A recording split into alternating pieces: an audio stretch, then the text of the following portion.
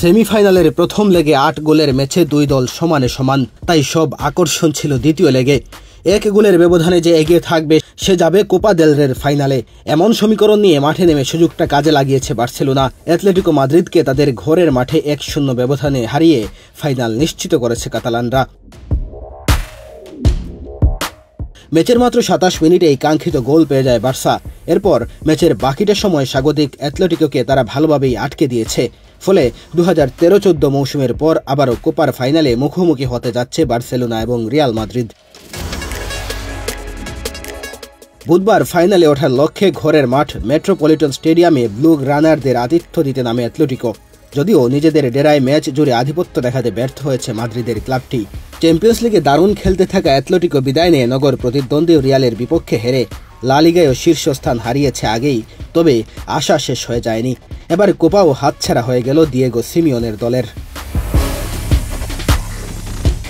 ম্যাচের ফল নির্ধারণী একমাত্র গোলটি ২৭ মিনিটেই করেছিলেন বার্সার স্প্যানিশ ফরওয়ার্ড ফেররান তোরেস। আক্রমণ ও বল দখলে এগিয়ে থেকে কাতালানরা গোলের জন্য ১৫টি শট নিয়ে ৫টি লক্ষ্যে রাখতে পারে।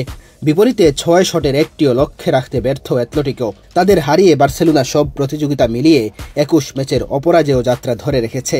এই বছর এখনও কোনো ম্যাচ হারেনি লা লিগার শীর্ষে থাকা হ্যান্সি ফ্লিকের দল। কাকতালীয়ভাবে স্প্যানিশ কোপার দুই সেমিফাইনালের ফলই মিলে গেছে। দুই লেগের হিসাবটাও যেন নিজেদের মধ্যে অদলবদল করেছে ৪ স্প্যানিশ পরাশক্তি। রিয়াল সোসিওদের বিপক্ষে ১-০ গোলে প্রথম লেগে জয়ের পর ফিরতি ম্যাচে ৪-৪ ড্র করে রিয়াল মাদ্রিদ। এগ্রিগেটে ৫-৪ ব্যবধানে জিতে তারাই ফাইনালে ওঠে।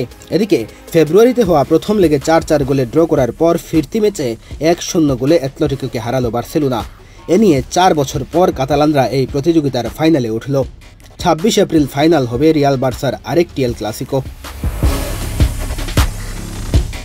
এদিন ম্যাচের শুরু থেকেই উভয় দল আক্রমণ পাল্টা আক্রমণে উঠলেও পরিষ্কার সুযোগ তৈরি করতে পারছিল না। কাতালানদের সামনে প্রথম ভালো সুযোগটি আসে ২৭তম মিনিটে।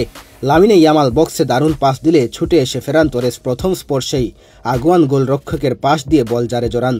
রবার্ট লেভানডোভস্কির জায়গায় শুরুর একাদশে সুযোগ পেয়ে ফল নির্ধারণী গোলটি করলেন এই স্প্যানিশ ফরওয়ার্ড।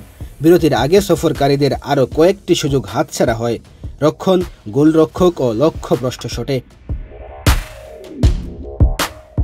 দ্বিতীয়ার্ধে ম্যাচে ফিরতে মরিয়া অ্যাটলেটিকো 1-on-1-এ সুযোগ পেয়েও কাজে লাগাতে পারেনি। এরপর ৬৯তম মিনিটে বল জালেও জড়ান দলটির নরওয়েজিয়ান ফরওয়ার্ড আলেকজান্ডার সরলথ, তবে অফসাইডে কাটা পড়ে সেটি। বাকি সময়ে আরও কয়েকটি সুযোগ তৈরি হলেও কোনো দলই স্কোর লাইনে পরিবর্তন আনতে পারেনি।